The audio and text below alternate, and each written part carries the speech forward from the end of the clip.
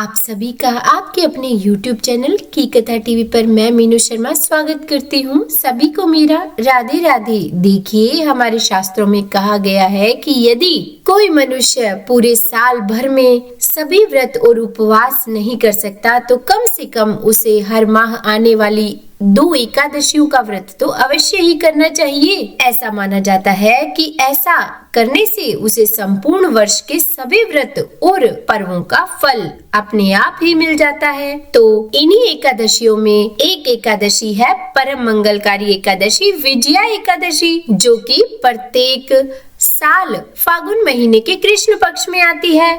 और इस बार यह एकादशी 24 फरवरी सोमवार के दिन है। इस दिन ब्रह्म मुहूर्त का समय रहेगा सुबह 5:11 से लेकर 6:01 तक और सूर्योदय का समय रहेगा सुबह 6:56 और सूर्यास्त का समय रहेगा शाम 6:23 और इस व्रत का पारण अगले दिन 25 फरवरी मंगलवार को किया जाएगा और उस दिन जो व्रत पारण का मुहूर्त होगा वो होगा सुबह 6:50 से लेकर 9:08 तक। और अब आइए सुनते हैं इस अत्यंत ही शुभदायी एकादशी के उपलक्ष्य में एकादशी व्रत महात्म्य की कथा, जिसे श्री सुत जी महाराज ने शौनक आदि 88,000 ऋषियों को सुनाया था और जिसमें वे बताते हैं कि धर्मराज युधिष्ठिर जी ने भगवान श्री कृष्ण से कहा कि हे जनार्दन, फागुन महीने के कृष्ण पक्ष की एकादशी का क्या नाम है तथा उसकी विधि क्या है, यह सब हमसे कहिए। तब श्री कृष्ण भगवान बोले कि हे राजराजेश्वर, फागुन महीने के कृष्ण पक्ष की एकादशी का नाम विजया है। उसके व्रत के प्रभाव से मनुष्य को विजय मिलती है। इस विजया एकादशी के महात्म्य के श्रवण और पठन से समस्त पाप नष्ट हो जाते हैं। एक समय देवऋषि नारद जी ने जगत पिता ब्रह्मा जी से पूछा कि ब्रह्मा जी, आप मुझे फागुन महीने के कृष्ण पक्ष की विजया नामक एकादशी का व्रत और विधान बतलाइए। तब ब्रह्मा जी बोले कि हे नारद, विजया एकादशी का व्रत प्राचीन तथा नए पापों को नष्ट करने वाला है। यह समस्त मनुष्यों को विजय प्रदान करता है। त्रेता युग में श्री रामचंद्र जी को जब 14 वर्ष के लिए वनवास हो गया, तब वह श्री लक्ष्मण जी तथा जानकी जी के साथ पंचवटी में निवास करने लगे। उस जगह रावण ने श्री सीता जी का हरण कर लिया।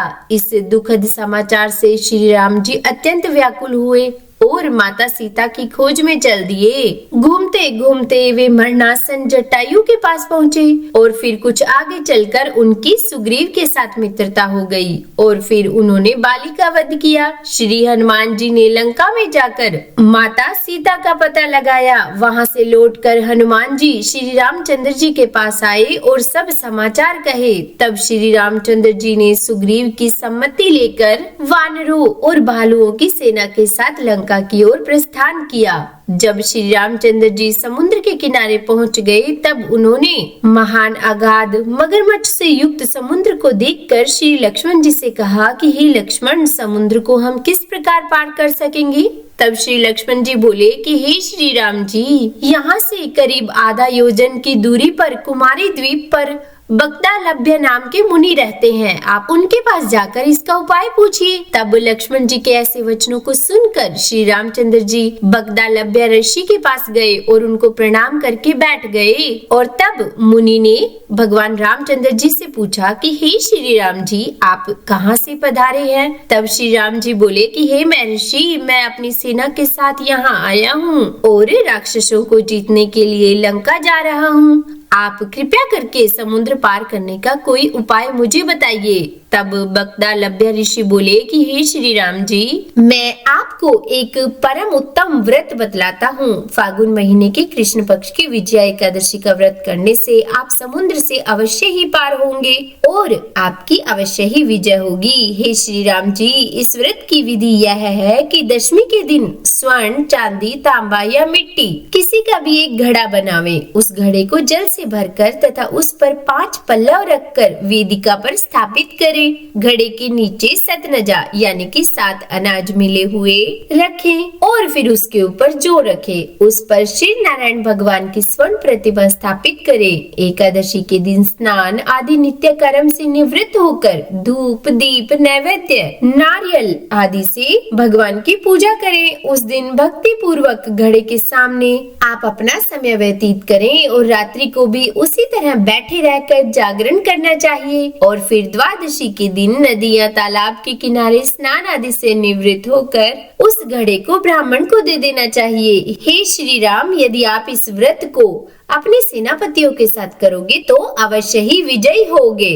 श्री रामचंद्र जी ने विधि पूर्वक विजय एकादशी का व्रत किया और उसके प्रभाव से दैत्यों के ऊपर विजय पाई। इसीलिए हे राजन, जो मनुष्य इस व्रत को विधि पूर्वक करेगा उसकी दोनों लोकों में विजय होगी। श्री ब्रह्मा जी ने नारद जी से कहा था कि पुत्र जो इस व्रत का महात्म्य सुनता है और सुनाता है उसको वाजपेयी यज्ञ के फल की प्राप्ति होती है। तो बोलिए विष्णु भगवान की जय। हे विष्णु भगवान, अगर इस कथा को कहने, सुनने या सुनाने में मुझसे कोई गलती हो गई हो तो मुझे क्षमा कीजिएगा। तो उम्मीद है आज की यह कथा आपको पसंद आई होगी। अगर अच्छी लगी हो तो वीडियो को लाइक एंड शेयर कीजिएगा और चैनल पर नए हैं तो सब्सक्राइब भी कर ही दीजिएगा।